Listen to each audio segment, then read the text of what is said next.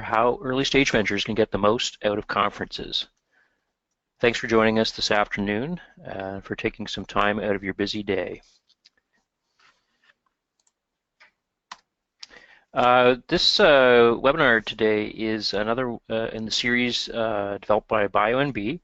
This webinar is available or accessible, of course, by anybody out there in the business community. But just a quick description of what we do here at BioNB. We're a non-for-profit non-government agency. We've been around for just over 20 years, and we're the voice of the bioscience sector in New Brunswick, and we work with researchers and entrepreneurs in developing bioscience businesses. And we're currently working with over 40 startups, and most of our startups are in the early stage phase. So that's why today's webinar is focusing on conference and trade show participation for early stage ventures. I'll talk a bit about the scope of this presentation in a moment. Again, this we're targeting toward our clients, but the content of this webinar is applicable to anybody in that's in the early stage startup space. Just a quick word about me. I'm Client Services Manager here. I've got 19 years experience in marketing. I've worked in 3 startups. I teach at UNB an entrepreneurship course. And in my lives, I have been involved in conferences and trade shows at a number of different levels. I've been an attendee at large, 10,000 person conferences and 50-person tiny trade shows and motels. I've been an exhibitor and had to work the booth for 12-hour shifts, and now that I'm at BioNB, I'm actually on the other side as an organizer, helping out with our Refinery Conference. So I've got some fair bit of experience involved in participating in conferences. Quick housekeeping. The presentation is going to last about 20 minutes. And then we'll do some Q&A, and you can submit your questions at any time using the questions tab on the webinar panel to the right. It's near the bottom. You can sit back and relax because I'm going to email out the slides, but I am asking for people to complete a survey in exchange for those slides. And the survey is really quick. It's 3 questions, of which one is your name or your email address. We just want to find out what people are interested in hearing in our webinar series. Just what topics people want to cover. We have a number of other webinars up on our website, bionb.org/webinars, and I think we have almost 10 at this point that we've posted up there, which are some pretty good topics. We usually get about 30 people to the webinar, so there's quite a fair bit of interest. So I think the topics are resonating, so it's worth checking out that page. So let's jump into the webinar today. Today's goal is to talk about why to go to trade shows and conferences, how to do them. I'm going to provide some resources and a list of bioscience conferences. And the focus again is on being an attendee versus being an exhibitor. So I'm not talking about setting up a booth and all that kind of stuff. Right now, for early stage, and this could be someone who's a researcher and they're thinking of commercializing something, or you're in the middle of going to market, but you're still at that early stage. I want to talk about what you need to do when you go to a conference and how to set a game plan and the value of conferences. So I wanted to talk really quickly just to place what I'm going to talk about today in terms of the stages of companies' development. And there's 3 general stages. There's the early stage, which we're going to talk about. That's that pre-commercialization phase, which most of our clients are in and probably most of the listeners out there are in. There's the market entry stage where you're starting to get some sales, and then there's growth and maturity where you're everything from, you're $1 million, you're going to grow to 10 million, or you're Microsoft and you're going to conferences. So early stage, the focus for today is there's a lot of value in going to these events. Even in this day of the internet, in electronic communication, people still want to connect face-to-face, and you can learn so much because when you get 10,000 people concentrated in one spot for 2 or 3 days, there's so much information can be shared, and it can really motivate you to action. The the reasons to participate for early stage companies is to understand your industry. When I moved into a new industry, I went to a conference and just soaked up all the information. I came home with one of the conference bags full of brochures and books and information because I'm trying to understand this industry and how it worked. It's a way for you to understand who the competitors are. It's a way for you to go out and survey what other people are doing in terms of IP to see if there are people doing similar stuff to you. The problem with sometimes in the Maritimes is we are closed off to what's going on in the US and Europe and Asia, and it's good to go out and see what other people are up to. One person I work with said it's good to just go to an event, even a small one here in town, just to understand how they work. And we're not talking necessarily about academic events that researchers may have gone to, but more commercial type events, just to see how they're structured and how people work them. So it's just getting your feet wet in a lot of ways and seeing what opportunities lie in going to conferences. Customer discovery is a big one that we talk about at BioNB, and that's, you've got an idea, but you want to validate that by going and talking to people. And a really good way to find people to have those 100 interviews is at a conference, because you get those people all in one spot. So the participation level in bold there at the bottom is to walk the floor and meet people and learn. And that's what early stage you should be looking to do. When you get into market entry, you're going to be looking more at lead generation, partnerships, and of course surveying the competition in the industry. You'll be booking meetings, you might even have a booth, and you might even be doing some presentations. In a company I work for, we spend a lot of our time doing market entry type stuff at trade shows. And I'm not going to talk about that in detail today because most of our companies aren't at that stage. They are getting there, so we'll come back to that topic in a future webinar or a presentation or some format.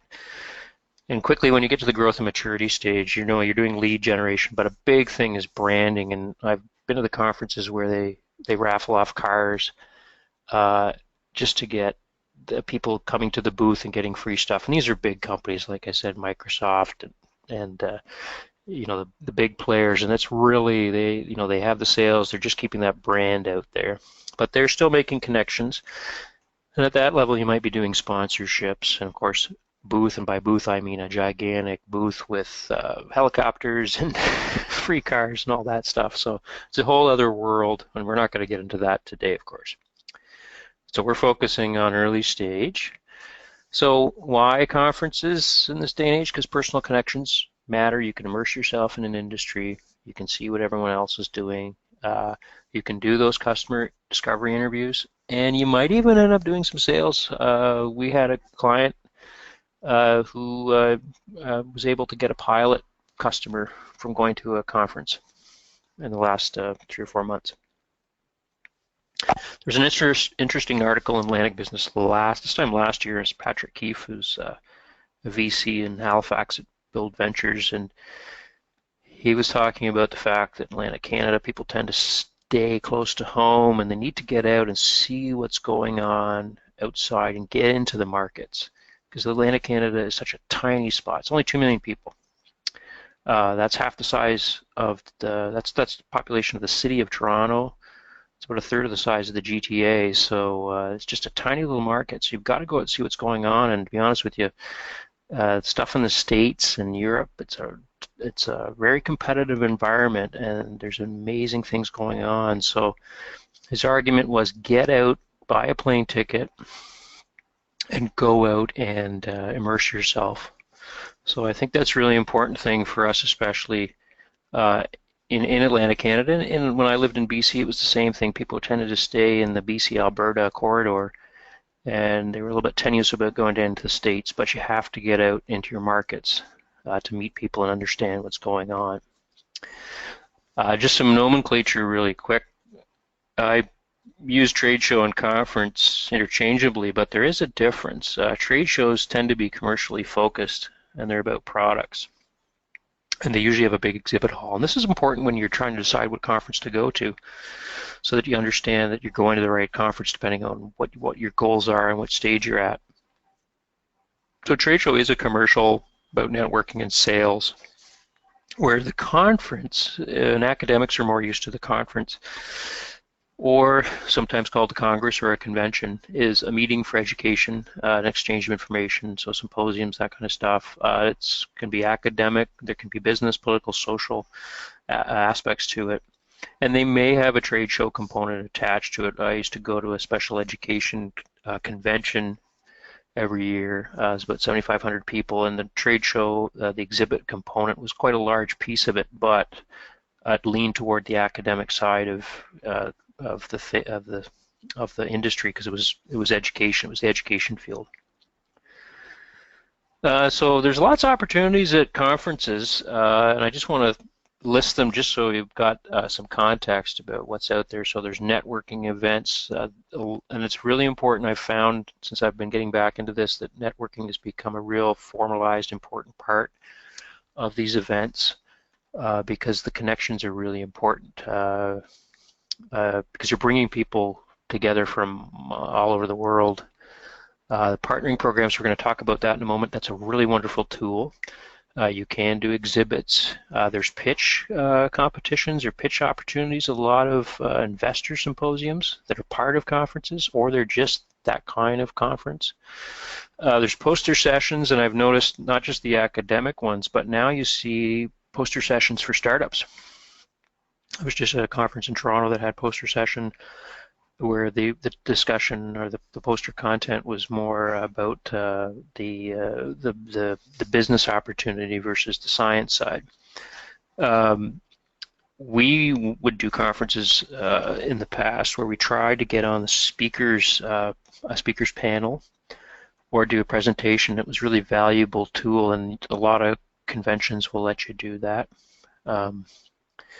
There's sponsorship opportunities. You can sponsor everything from the bags that they give out all the materials in to, we once sponsored a massage. A registered massage therapist came in our booth and gave massages to teachers, which was very popular, and it drew a lot of people to our booth.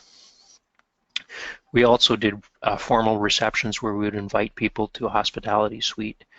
And a big part of conferences is, usually these things are downtown around in a convention center, and around that convention center are hotels and lots of bars and restaurants, and the reason for that is people meet for a dinner, for drinks, for coffee, and that's a big, big, big part of conferences. So this list is just to show you there's a lot going on at these events that give you those opportunities to push your business forward.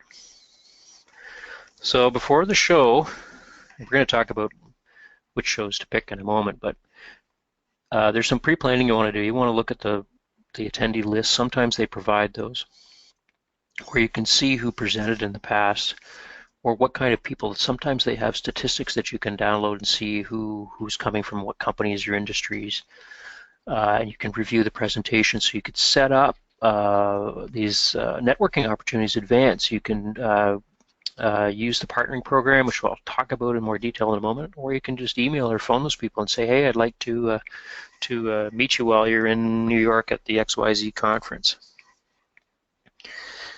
And a great way to do that is to identify those key speakers off the website, because it's all posted and you can contact them, email, phone, LinkedIn. I mentioned here to book early, and the reason for that is because it's cheaper sometimes to book. You get the early bird. You also get the cheaper flights and the hotel rooms before they book up. Usually the hotel rooms book up faster because the hotels are open to people not just going to your conference. The caveat I put the star there is just to, if you're not 100% sure about your attendance, try to book as late as possible, because usually you cannot get a refund. Usually it's something like you can get 50% back 30 days before, or something like that. So, and some of these passes are significant in price. They range, from $500 to, we've seen $3,000 conference passes. So you just have to decide based on your circumstances about when to book. But generally you want to book it earlier than later, especially if there's certain sessions that you want to go to, or networking events that fill up. So during the show, you need to work it, and I remember conferences were never fun. They weren't an exciting time to go to Seattle or New York or Boston because you didn't really get to see the city. You were up at the crack of dawn, and you were in the convention hall talking to people all day, and then you were out at events or at dinner, and it was nonstop, and it was exhausting. It was fun, but and exciting, but it wasn't a vacation. You want to take advantage of the networking sessions, even if you're shy. Too bad. You've got to take advantage of this to make it worth your while. And the nice thing is that they're setting up more and more of these partnering programs that help you do this instead of you just walking up to people, which was just challenging for most people. There's tools in place, and we'll talk about those. And take advantage of the dinner and drinks to take people out. I had a boss. He would go around and he would meet. By the end of the day, he had 6 people that we were going to take out to dinner that he had collected, and he took us to a nice restaurant, and we had a great time and nice wine and all that. But he was really big on getting a bunch, and these were potential customers. This wasn't just your pals. These were people that he wanted to make a connection with. It's important to eat and sleep well and to not drink too much. It's a real possibility and that drags you down. So I really started to drink coffee when I was doing the conference circuit. It's your job, not a vacation, and I just want to tell this story. When I went to a conference, I think it was in Louisville or Ohio or somewhere in the States, and across from our booth there were these government tables for agencies, U.S. government agencies, not to single anybody out in the government, but the people came on setup day and they put out all their brochures and they left, and they never came back until breakdown 3 days later. And one of my colleague asked them, and they said they'd just been touring around the city all day. And we also noticed that some people, they took their brochures and they were throwing them in the garbage, and they kept a few. And the point of that was that they wanted to show they wanted to come back with less brochures to show that they'd actually handed out stuff. So you don't want to do that because you're spending a lot of money, and that's typically not what business people do, because you're spending a fair bit of your time and resources to go to these. Another point is when you're looking at conferences, the small ones, the 50-person conference can be just as effective as the big, huge 10,000 person conference, or more so. So size doesn't matter so much as the quality of the people, if it's the right audience and the right conference for you. So the partnering programs are often called one-on-one. And a lot of the conferences are doing this now. We're doing this at our Biorefinery Conference, and it's a really useful tool. It allows you to book meetings on the internet before you attend and during the conference. And it's open to, you can sign up as someone who is open to meeting people. And then it's kind of an exchange, a clearinghouse, so that you can meet customers, consultants, partners, employees, investors. And this picture here on the right side is a picture I took on my phone when I was in Toronto 2 weeks ago at the Mars Resi conference. And that's the partnering room. And those are the tables. And those people had set up those meetings. And I looked at a meeting with, wanted to meet a lawyer on intellectual property from one of the firms in Toronto. And was able to connect to them really easily and just have a nice sit-down conversation. So it's a really easy way to meet people and set up those conversations. And it's very efficient. And this one ran all day, so the talks were going on, all the sessions were going on, but this was happening. They also do, and we're big on it, our conferences, is having those breaks, longer breaks, so that people can mingle and talk. It's really powerful, and I'm not a big networker. I don't like the person who's wandering around the room, but you really do get to meet people. It's not that challenging once you start talking to people. You can learn a lot, and that's real value from the conference, is that networking piece. And I have an article there from HBR that can help, and that was written by a professor at Berkeley, I think, who defines herself as an introvert, but she's a conference person. So after the show, I always said that 50% of your work is done after the show. A lot of people think, well, now the show's done, I'm finished, it's over. The picture there, the guy on the plane, is what we used to do. Cynthia and I used to go to a lot of conferences together, and we'd sit on the plane and go through our lead cards and qualify our leads while we were flying back to Fredericton. And we got running quickly on that Monday by doing our follow-ups with people in our game plan. So it's really important. It's amazing whenever I've gone to a conference as attendee how few people who said they were going to call or had expressed some interest in something, they never called. But the people who did, they called really early and they were right on the ball. So it's really important that week you're back to have a plan and to execute it, because you're just wasting your time and your money if you're not following up, because like I said, the stuff that happens is after the show. The show is just a platform to get you to the next step, and it's up to you to push it forward. Now, I want to talk about, because our clients are often have it's innovative ideas and there's intellectual property considerations. Going to a conference before you have IP in place, protection in place, can be an issue if you're disclosing, for example, in a poster session. That picture there is a poster session at a big conference, or doing a presentation or talking about a paper, or even having discussions with people. So you have to be very careful about that. So you need to talk to your lawyer, and I mean an IP lawyer, not your general lawyer, but someone versed in this stuff. You can also talk to your tech transfer office, Springboard or Office Research Services at UNB, for example. You can also reach out to us. We're not going to advise you, but we can connect you with people who can. But this is really important, particularly for certain patents in certain areas. When I was in Toronto, I went to a talk about this, and it is an issue. If you do disclose, you can lose control of your ability to put protection in place, for example, patent. So it's something to consider when you're in this early stage. And any questions about that, of course, is a case-by-case basis. So please reach out to your lawyer or us here at BioNB if you're in our space. So paying for it, I always say to people it's an investment, not an expense. And people tend to avoid going to conferences because it costs a lot of money, and it does, but you have to spend this money at some point. You'll get a lot of return on investment if you A, pick the right conference, and B, work the conference really well and follow up. But you can save money. There's typically a conference hotel, which is a nice hotel, and there's a little bit of a discount, but they tend to be expensive. Airbnb is an option, and interestingly enough, Airbnb was the idea came from some guys who wanted to rent out their beds in their apartment for a convention in San Francisco.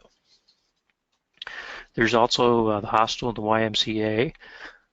We had some clients who drove to a conference instead of flying because they didn't have the money, and they took turns sleeping and driving, and they were able to save money that way. Now, part of it is you want to arrive rested and ready and showered, so you have to balance that.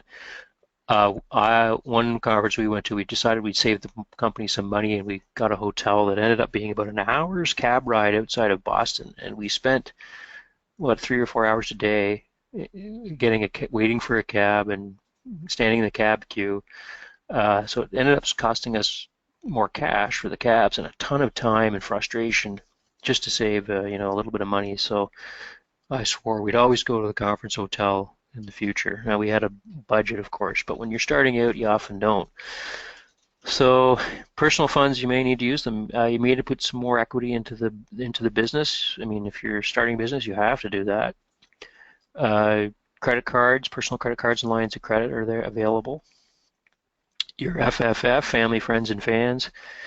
So you've got to, this is a business, so you have to work the angles and try and find the money somehow. And keep track of the cost so you can get it reimbursed from the company. If the company gets investment in the future, I did this when I spent about $5,000 in a startup, and I just kept all the receipts in an envelope, and I got it all back from the company. Now, people always ask if there's government funding out there, and I'm going to say there really isn't. Let's just assume that there isn't. Opportunities New Brunswick has done some stuff, but it just depends on what your stage you're at. And when they have, it's 50% reimbursement. So you still have to have half the money, and they only reimburse after the fact. So you've got to have access to the cash in the first place. So you're not going to get 100%. The government is not just going to give you money to go to trade show or a conference. It's not going to happen. Can export is one if you're doing exporting into other markets. Again, this is a possibility. It just depends on your company, your product, the stage you're at. There's all kinds of qualifications, so I don't want anybody's hopes to get raised. So there are some opportunities out there, but I would suggest that you consider the fact that, or assume that you're going to have to pay for this yourself. And it's just a cost of doing business. Department of Agriculture, Aquaculture and Fisheries here in New Brunswick has the Market Readiness Program if you're in the ag space, and that's something to look into. So there are possibilities, but don't count on it. That said, this money is well spent, and it's worth trying to find it. Like I said, it's an investment, not an expense. As long as you don't go and just attend the talks and then go home back to the hotel and watch movies, it's you've got to work at that whole time that you're there to get that full return on investment. This is a list, and when I send the slides, you'll have a link to them. This is for bio companies, and there's lots of them, and they're all over, and they're various sizes and costs involved. And we have a list, and if you're a client or you're in this bioscience space, we can meet with you, discuss with you conferences that fit where you're at. So this is not an exhaustive list. This is just some highlights of things that are coming up this spring and fall in North America. And we work with clients in all kinds of sectors. So there's pharma, there's agriculture, med tech. There's the animal health one in Charlottetown, which is it's a small event, but it gets some really big players. So if you're in animal health, it's a great conference and a great venue. And I want to talk about, of course, our conference in June is the Refinery Conference, and some of you may have attended in the past. This is the 5th one. And it is a really well-run conference. It's small in that it's 150 people, but the quality of the speakers and the organization and the networking opportunities, it's a real model for other conferences.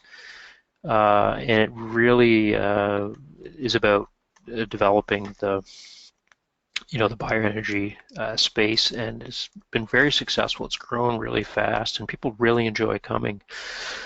And if you're not in this space, it's not super expensive, and it's just a way to get your feet wet in terms of attending a conference and trying out the partnering. We have a partnering program. There's networking opportunities and social events. So it's a good model for how a good conference is run. So it's worth checking out, especially if you're in that space of biofuels, bioenergy, biorefining, to come and learn what's going on in the field. So we can help our clients, and if you're not a client, please reach out to ask us about how we may be able to help. We do have lists and lists, and we know the conferences that are out there in our space worldwide.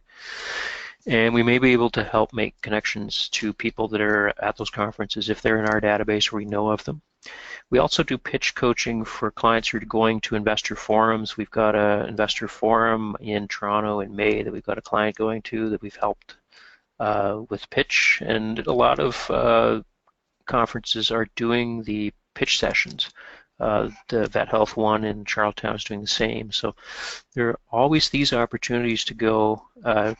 And the idea with the pitch is to get money for your business. And I think that most of our staff have been to most of these conferences, a lot of these conferences, particularly in Canada. And I've been sending out information about some funding and partnership opportunities for certain conferences. So if you've received those in your email, please follow up if you're interested, because that assistance can be really valuable helping you navigate a conference. We can also provide just general advice and help with the game plan to really work the conference. So if you have any questions, you can contact me at the information listed on the screen. And I'm going to send out the the survey on webinar topics. And it's 3 really quick questions. It's not a long survey. Just want to get a sense of what people are looking for. So if there are any questions, and a couple have come in, I'm just going to see if I can show the question screen here. Okay, so if you have any questions, just type them into the box there on the right. So question was, how many conferences should I attend in a year? I don't know the answer to that question necessarily. It depends on what your goals are, what your budget is. I would say that find a really good conference that really fits what you're trying to do in the stage you're at, and just work it really well. You don't have to go and spend a fortune. When one of the startups I was in, we ended up having 20 conferences a year we attended. They're all different sizes, and they often just have one person go to. But we were in marketing, we were really trying to drive sales. When we started out, we'd do 1, maybe 2 conferences because we didn't have the money. So it was really important to be selective and find the best ones. And like I said, it's not necessarily the big ones or the expensive ones. You can get a lot of value out of small ones where you can meet a lot of people. Should I bring brochures about my startup and technology? Depends on what stage you're at. Yeah, often people like to see things, but I think getting a business card printed up at Staples or Vistaprint or even at home, you can buy those packages of business card, perforated business cards. Just to have those with your contact information would be very useful. And again, those IP considerations, I want to be careful about giving too much information if that's going to be an issue. It just depends what stage you're at. If you get into when you're doing a booth, you definitely want to get into having that material designed and written. And kind of related question, somebody asked if you should bring and give out promo items. And I'd say for early stage, no. That's more if you get a booth. You have the pens or the tchotchkes that you give out that people love. People love that stuff. And I always pick up stuff for my kids. Like they always have toys for parents, I guess, to give to their kids to take home that are branded. The sponsorship bags, you have to be careful about that. That can be expensive, and if you're starting out, you don't want to get into too much branding because it's kind of a waste of money because you want to spend that on sales generation. Then branding is something you do later after you've built that, that brand in the marketplace. And you just want to maintain it. So the bags, and I did that and learned it's a little bit expensive for an early stage company to do. Not as much ROI as spending that money on taking a select group of people out to dinner or going and meeting them after the conference. So you could spend your dollars further. So that's looks like that's all our questions for today. And again, if you have any questions after that pop into your head, just give me a call or send me an email, and you'll be receiving an email probably this afternoon or very early in the morning with the survey. And I want to thank everybody for spending some time this afternoon to learn about this topic, and wish you best of luck if you're going to be attending a conference or trade show in the future. Thanks so much.